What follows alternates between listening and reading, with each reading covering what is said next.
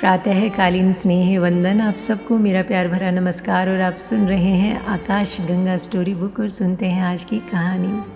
हबीबुल्ला नामक एक सरदार एक बार तुर्की के राजा कादिर हसन के पास अपने घोड़े को बेचने के लिए गया। राजा कादिर ने पूछा कि इसकी क्या कीमत है। सरदार ने जवाब दिया कि सिर्फ 5,000 रुपये श्रीमान। तो राजा ने कहा कि मित्र, इसकी कीमत 500 रुपये से अधिक नहीं है। परंतु सरदार ने 5,000 रुपये से कम में घोड़ा बेचने के लिए स्वीकृति नहीं दी।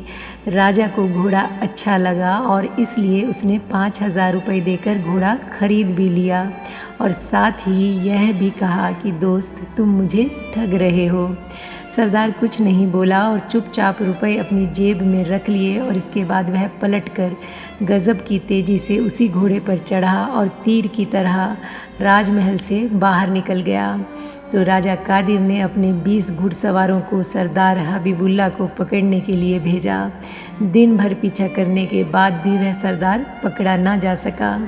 दूसरे दिन वही सरदार राजा कादिर हसन के दरबार में हाजिर हुआ और उसने 5,000 रुपये राजा के सामने रख दिए और कहा कि आपको रुपए रखने हो रुपए रख लें, घोड़ा रखना हो तो घोड़ा रख लें।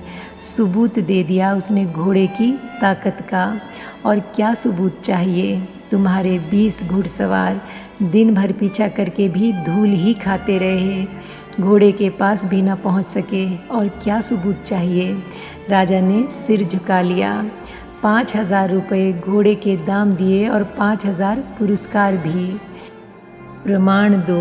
अगर लोग अधार्मिक हैं तो सिर्फ इसलिए अधार्मिक हैं कि तुम्हारे धर्म से प्राण निकल गए हैं, प्रमाण निकल गए हैं। तुम्हारा धर्म निस्तेज पड़ा है। तुम्हारा धर्म केवल बुद्धुओं को राज़ी कर पा रहा है, बुद्धिमानों को राज़ी नहीं कर पा रहा है। और ख्याल रखना, जब भी धर्म सिर्फ बुद्धुओं को राज़ी कर पाता है तो 2 कौड़ी का हो जाता है। जब धर्म बुद्धिमानों को राज़ी करता है तभी उसमें कुछ मूल्य होता है। ज़रा लौट कर देखो, बुद्ध के पास जो लोग इकट्ठे हो गए थे वो बुद्धू नहीं थे, वे उस सदी के सबसे श्रेष्ठतम लोग थे। बुद्ध के पास जो लोग इकट्ठे हो गए थे वे बुद्धिमान थे, विचारशील लोग थे, तेजस्वी, प्रतिभाशाली।